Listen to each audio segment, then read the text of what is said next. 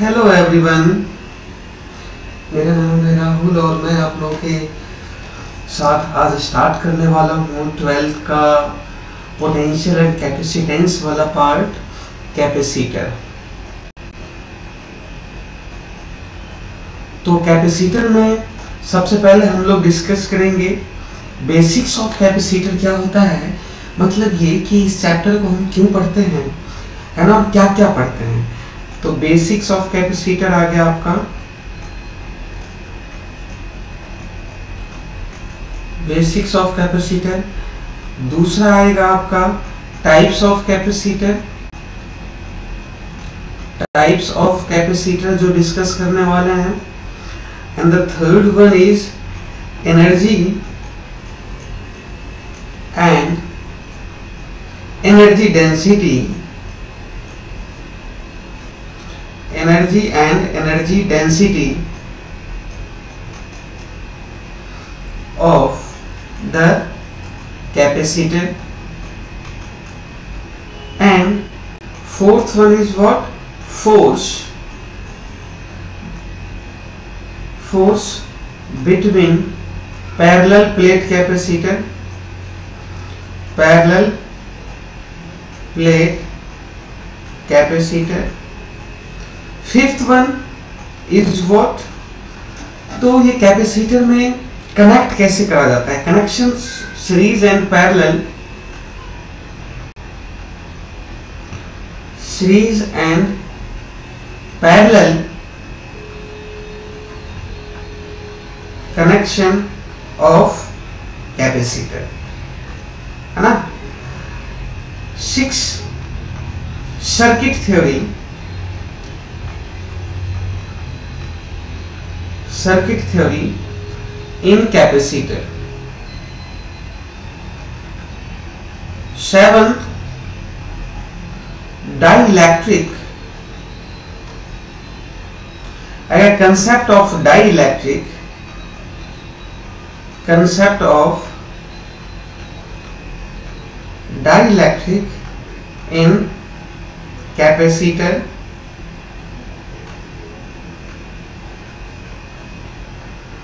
इसी में हम लोग पढ़ेंगे कि डाइलेक्ट्रिक को कनेक्ट कैसे करा जाता है ना, डाइलेक्ट्रिक का जो कनेक्शन होता है वो कैसे आता है, ठीक है।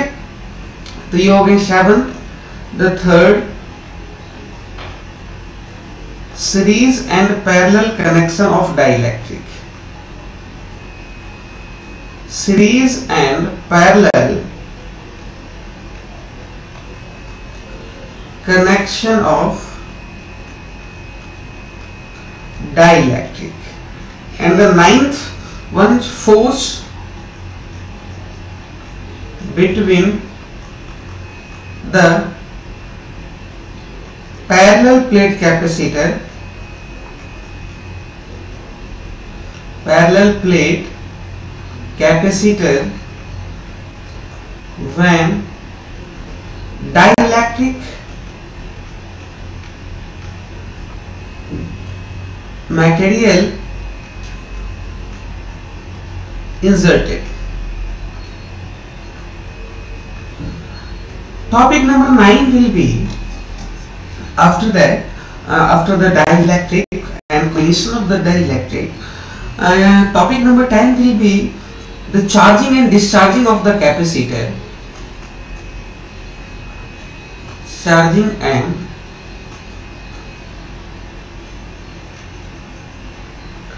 discharging of the capacitor. What? Charging and discharging of the capacitor. 11th number, if you are well aware about the connection of resistors, then we will discuss about the RC circuit, analysis and energy dissipation.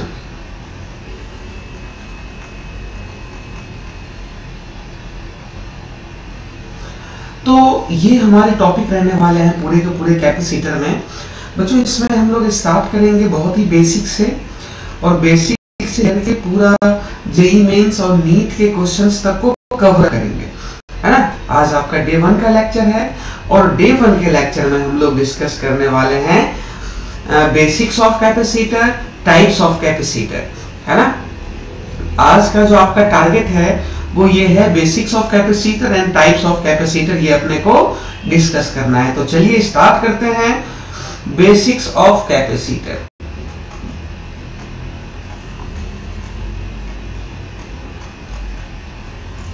Basics of capacitor में सबसे पहले समझते हैं कि भाई ये capacitor होता क्या है, इसकी जरूरत क्यों पड़ी और ये अपन पढ़ते क्या है ना। ये सबसे इंपॉर्टेंट पार्ट है, तब जाकर के आपको फील आएगा। चलिए मुझे एक बात बताओ, जब हम लोग कंडक्टर टॉपिक पढ़ रहे थे जिसमें हमने पढ़ा था सॉलिड नॉन कंडक्टर, डेफिनेटली आप लोगों ने सॉलिड नॉन कंडक्टर पढ़ा होगा और पढ़ा होगा उसमें कि एनर्जी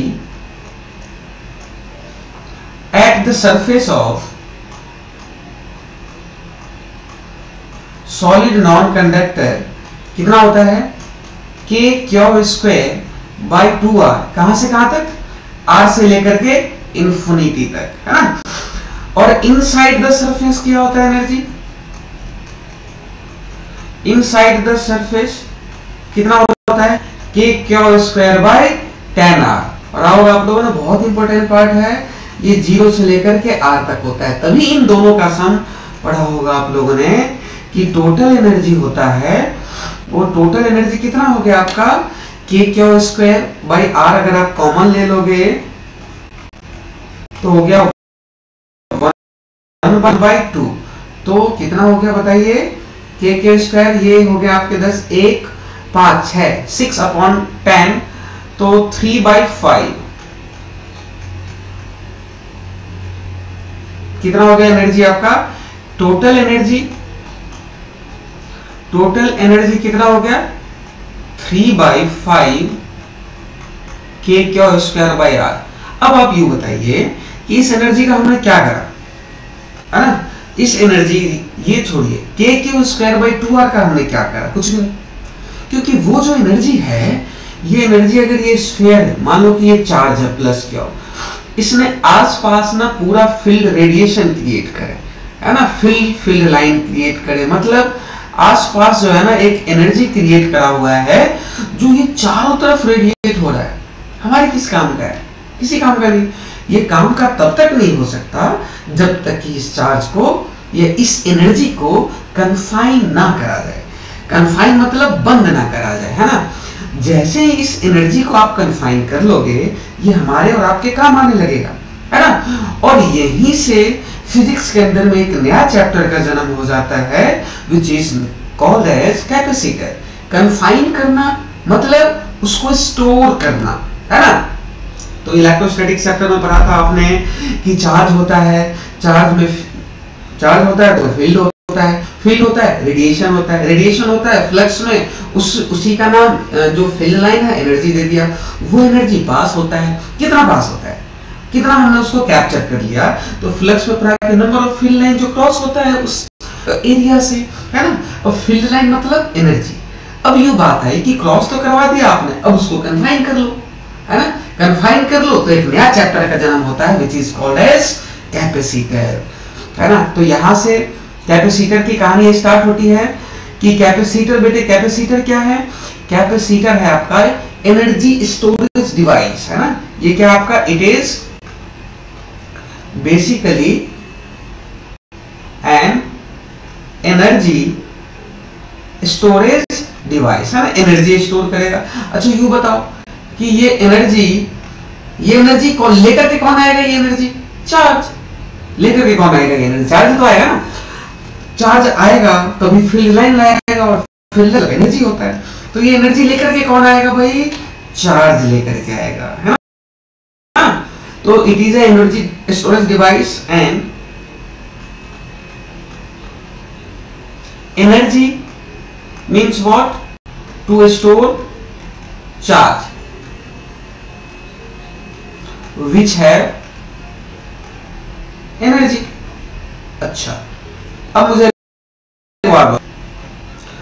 कि अब चार्ज है जो एनर्जी लेकर के आएगा, अब चार्ज किस सरफेस पे सबसे ज्यादा होएगा, सोचिए।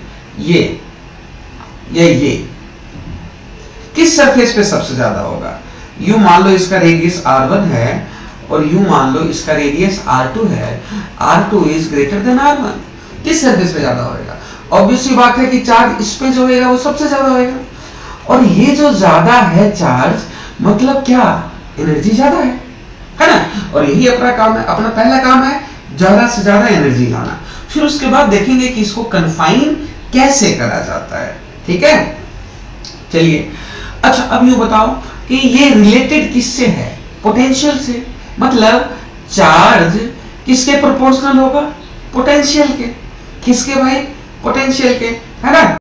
जब चार्ज पोटेंशियल कहने का मतलब जिसका भी पोटेंशियल ज्यादा उसके ऊपर में चार्ज करेगा, और चार्ज ज्यादा रिसाइड करेगा, तो यही तो अपना काम है क्या?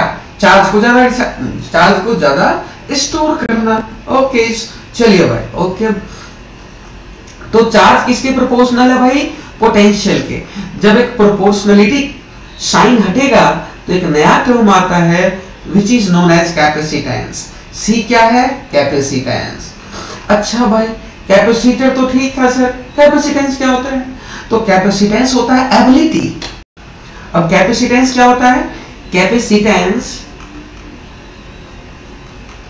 इज द एबिलिटी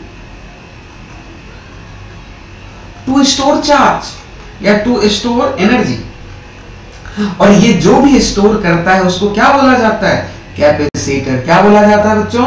कैपेसिटर, है ना? और एबिलिटी जो होती है कैपेसिटर की वो क्या कहलाती है? कैपेसिटेंस। देखो 10th क्लास में आप लोगों ने पढ़ा होगा, क्या पढ़ा होगा? रेजिस्टेंस, है ना? और रेजिस्टर क्या होता है? जो अपोज करता है, और उसकी जो एबिलिटी है वो क्या कहलाती है? रेजिस्टेंस कहलाती है। तो क्या किसके प्रोपोर्शनल है? सी और वी के, where C is a proportionality constant, where C is a proportionality constant, है ना? मतलब आप क्या लिख सकते हो? C इज इक्वल टू सर हो गया Q बाई V। अच्छा, अब बच्चों के 10th क्लास में ऐसे क्वेश्चन पूछते हैं R is equal to V by I। बताओ V बढ़ा दिया, I कम कर दिया, या दोनों बढ़ा दिया, R के ऊपर क्या फर्क पड़ेगा? सर कोई फर्क नहीं पड़ेगा। C जो है, C is independent of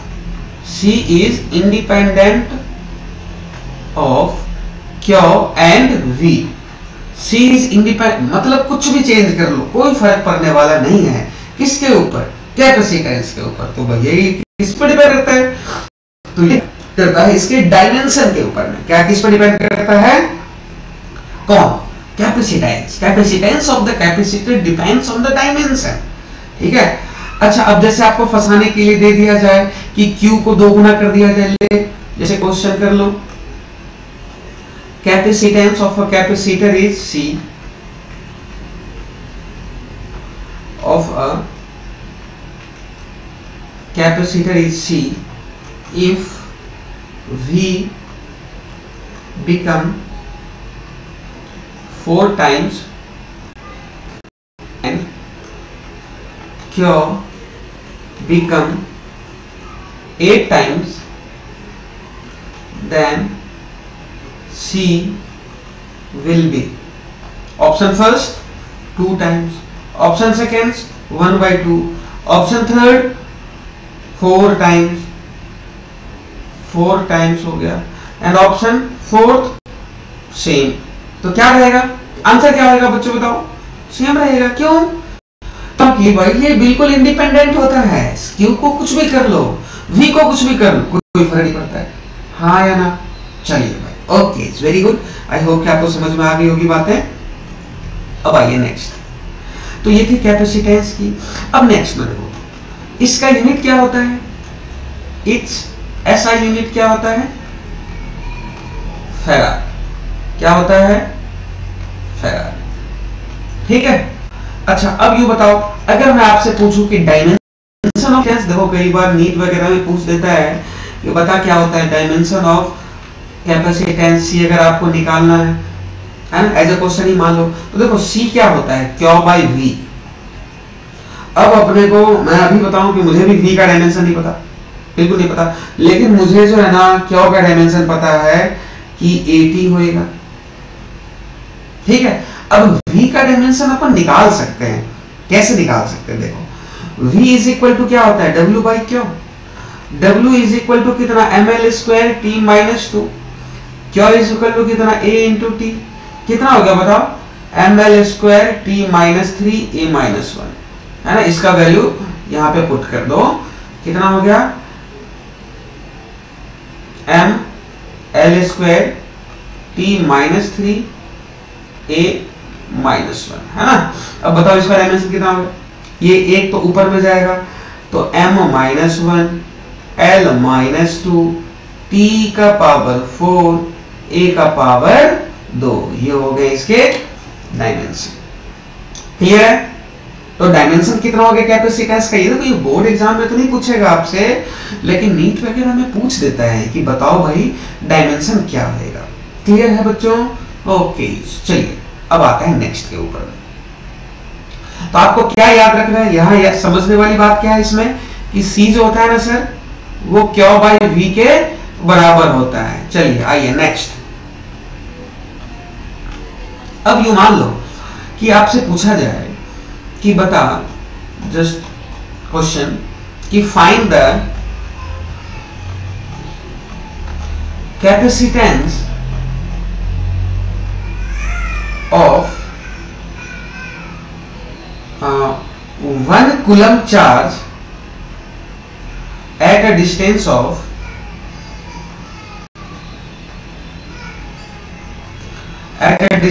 1 metre, है ना। अब यू देखो कि अब कैसे सॉल्व करेंगे, आपको कुछ नहीं करना है बच्चों। देखो ये सारे ना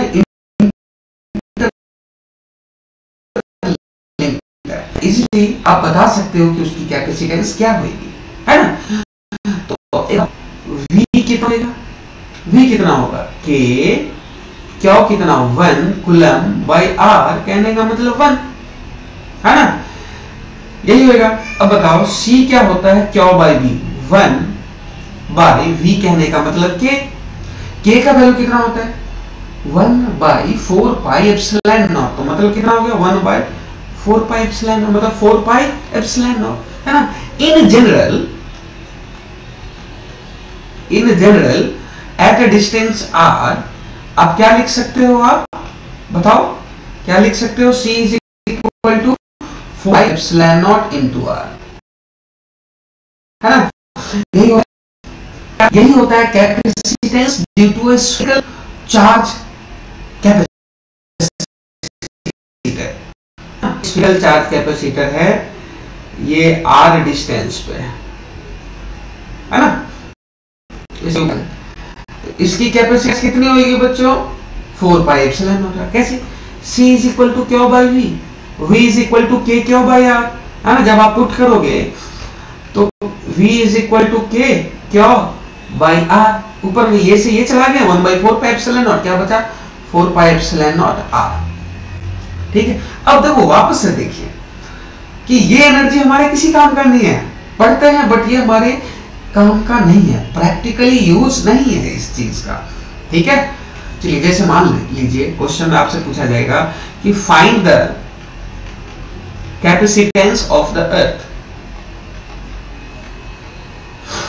कैपेसिटेंस ऑफ द अर्थ, है ना। अर्थ का रेडियस जो होता है कितना होता है बताओ, 6400 किलोमीटर, मतलब 10 raise to the power 3 metre. Earth का रेडियस कितना होता है, इतना। तो कैसे निकालेंगे बताओ, कैपेसिटेंस कितना 4 पाई एप्सिलॉन नॉट R, तो 4 पाई 3.14 एप्सिलॉन नॉट का value 8.854 in 10 raise to the power -12, और R कहने का मतलब कितना हो गया बताओ 6400 into 10 raise to the power 3। अच्छा, अब ये इसका वैल्यू कुछ आएगा, इसका वैल्यू डेफिनेटली एक फाइनाइट वैल्यू आएगा। क्या आएगा, फाइनाइट वैल्यू आएगा, है ना। बट प्रैक्टिकली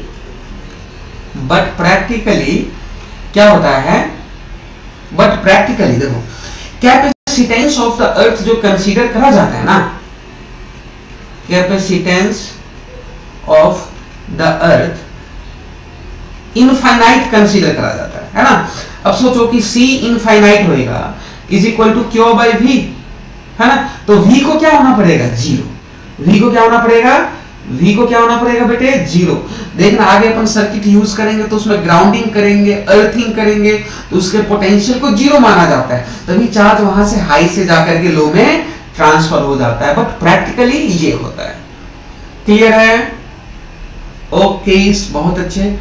तो ये हो गया कैपेसिटेंस ऑफ द अर्थ। अब देखो नेक्स्ट टॉपिक की अपने को जरूरत क्यों पड़ी, क्योंकि बेटे अभी आपने जो पढ़ा था 4 पाई एप्सिलॉन नॉट आर, सोचो ना ये अगर 1 मीटर ही है 4 पाई एप्सिलॉन नॉट आर, देखो 4 3.14 8.854 into 10 raise to the power minus, ये कितना कम कैपेसिटेंस है इसका, कितना कम, है ना। तो ये हमारे किस काम का भाई, एक एलईडी बल्ब भी नहीं जल सकती, है ना। तो ये चक्कर है। तो अब क्या करा गया, अच्छा एक और उसमें डिमेरिट थी कि वो एनर्जी जो है ना आर से लेकर के इंफिनिटी तक रेडिएट हो रहा था, वो एनर्जी ना निकल रही थी, ठीक है। लेकिन अपना पर्पस क्या था, कन्फाइन करना। अपना पर्पस क्या है, कन्फाइन करना। ओके, अब करते हैं फिर क्या करा गया। नेक्स्ट जो आपका टॉपिक आता है पैरेलल प्लेट कैपेसिटर।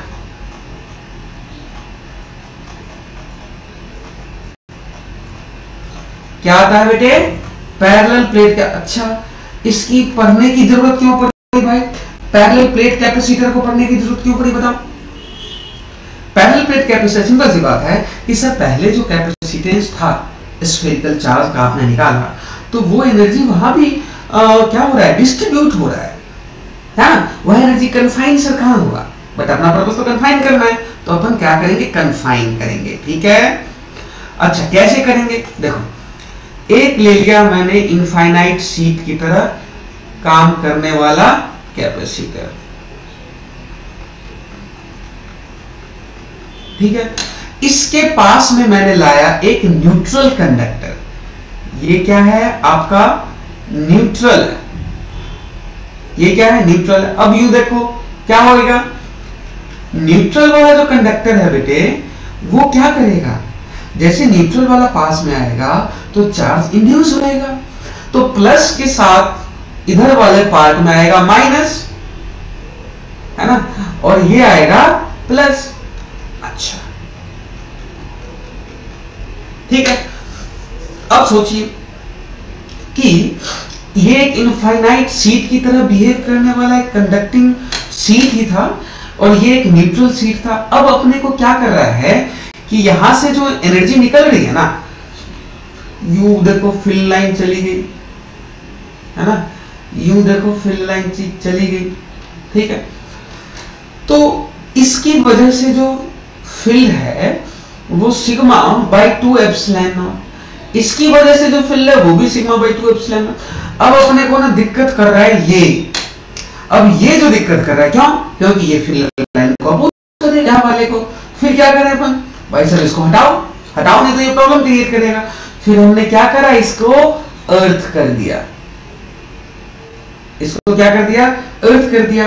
अब जो हमारे पास नेट इक्विवेलेंट आया वो क्या आएगा, नेट डायग्राम जो आएगा वो ये आ गया, ठीक है। अच्छा इसके जो चार्ज है चलो ठीक है, इससे अपने को कोई लेना नहीं, कोई अपोज करने वाला नहीं, तो वो आ जाएगा ये। अब आप ध्यान से देखिए हमारा पर्पस सॉल्व हो रहा है ना। अगर ये दोनों डी डिस्टेंस से सेपरेटेड है, अगर ये दोनों डी डिस्टेंस से सेपरेटेड हैं तो इसकी वजह से आएगा सिग्मा बाई 2 एप्सिलॉन नॉट, इसकी वजह से आया सिग्मा बाई 2 एप्सिलॉन नॉट, है ना।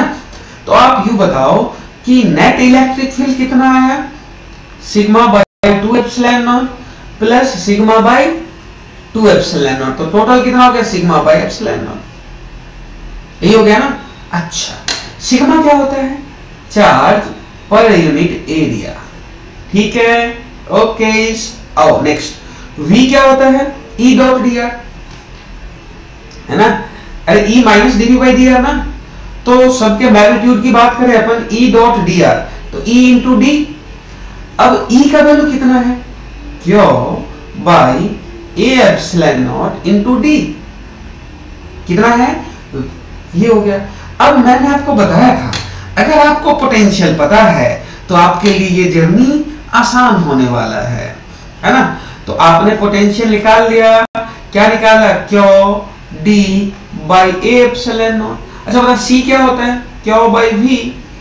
तो क्यू बाई वी कहने का मतलब Q D by A epsilon not. तो कितना हो गया, ए एप्सिलॉन नॉट बाई डी, ये हो गए आपके कैपेसिटेंस। देखो यहां मेरा दो पर्पस था, ये तो बताना ही था कि ये जो है डिपेंड करता है एरिया और डिस्टेंस के ऊपर में, साथ में ये बताना था कि इसका प्रिंसिपल क्या होता है। प्रिंसिपल क्या होता है पहले मैं ओरली डिक्टेट करता हूं, उसके बाद मैं एज इट इज लिखवा दूंगा। देखिए आप समझने की कोशिश कीजिएगा। देखिए अब ये आया ना, अब ये प्लस चार्ज और ये माइनस चार्ज, हो सकता है कि इसमें से कुछ प्लस और माइनस मिल करके न्यूट्रल हो जाए। जैसे ही न्यूट्रल होगा जगह वैकेंट हुआ, मतलब और चार्ज आ सकता है, और चार्ज और आना मतलब उसके कैपेसिटेंस को बढ़ जाना। यही बात समझ में है ना। और चार्ज आना मतलब क्या, एनर्जी का बढ़ जाना। और हमारा पर्पस तो यही है कि जो भी चार्ज आएगा वो अपने साथ एनर्जी लेकर के आएगा, तो उस एनर्जी को बढ़ा देगा। आपके मन में एक डाउट हो सकता है कि सर यहाँ फोर्स भी तो लगेगा। बिल्कुल लगेगा, वो भी आगे एक डिस्कस करने वाले हैं कि फोर्स कितना लगेगा, क्या लगेगा, कैसे लगेगा। तो ये दोनों सर मिल करके ऐसा हो कि चिपक जाए। चिपक क्यों नहीं जा रहा है, चिपक जाना चाहिए इसको, सिंपल सी बात है ना। चलिए ये सारी बातें अपन आगे डिस्कस करते हैं। पहले parallel plate capacitor, I hope कि आपको समझ में आ गया होगा। वंस अगेन आई रिपीट कि एक चार्ज कंडक्टिंग शीट लिया, और ये किस क्या होता है, इनफाइनाइट शीट है ना। इसकी वजह से फील्ड कितना होता है, सिग्मा बाई 2 एप्सिलॉन नॉट। इसका एरिया जो है वो ए ले लिया गया। इसके पास में एक न्यूट्रल लेकर के आते हैं, न्यूट्रल लेकर के आते हैं तो क्या होगा, इंडक्शन की वजह से चार्ज इंड्यूस होएगा। ये प्लस वाले के साथ इधर माइनस वाला और इधर वाला प्लस वाला आ जाएगा। अब ये प्लस वाला अपने को प्रॉब्लम क्रिएट करा था, ये जो आउटर साइड में है उसको हमने क्या कर दिया, ले भाई सब ग्राउंड कर दिए। ग्राउंड कर दिए तो इसका पोटेंशियल ज्यादा था, इसका पोटेंशियल जीरो। अभी भी मैंने बताया था प्रैक्टिकली जीरो होगा। चलो भाई ओके, तेज तो नहीं बोल रहे, फास्ट ओके। चलो करते हैं थोड़ा सा स्लो। तो भाई साहब ये चार्ज जो है ना वो नीचे की तरफ ट्रांसफर हो जाएगा, और जैसे ही नीचे की तरफ ट्रांसफर हुआ तो ये हो जाएगा न्यूट्रल। अब हमारे पास कोई भी प्रॉब्लम देने वाली बात नहीं है। तो इसका एरिया है ए, डी है डिस्टेंस ऑफ सेपरेशन है डी, तो नेट इलेक्ट्रिक फील्ड कितना हो गया, सिग्मा बाई एप्सिलॉन नॉट, मतलब Q by A epsilon not. तो पोटेंशियल निकल करके आ गया। अब जैसे ही पोटेंशियल आया तो कैपेसिटेंस निकल करके आ गया। अगर आपसे यू मान लो बोर्ड एग्जाम में है ना, board exam question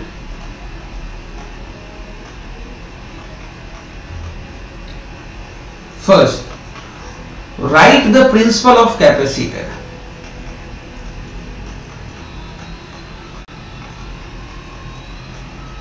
right the principle of capacitor. तो principle of capacitor, principle of capacitor बता सकते नहीं बता सकते, बिल्कुल बता सकते हैं भाई। क्या होगा principal of capacitor, principle of capacitor में क्या करा हमने कि देखिए मैं लाइन बाय लाइन डिटेक्ट कर दूं। एक चार्ज कंडक्टिंग शीट लिया, इनफाइनाइट शीट, उसके पास में न्यूट्रल शीट लेकर के आया, तो इसकी वजह से ये क्या हुआ, मैं लिख दूं, चलिए लिख देता हूं। Let us consider a charged infinite conducting sheet.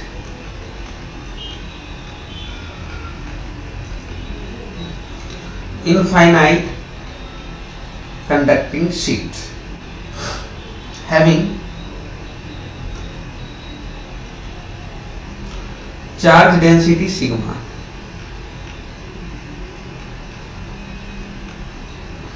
which is charge per unit area. ठीक है, bring a neutral charged, sorry uncharged neutral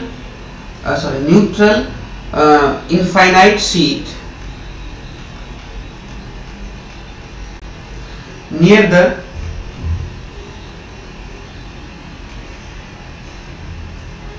charged conducting sheath.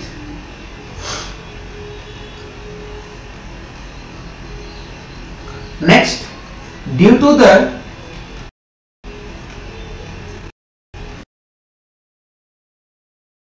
of induction, charge will induced.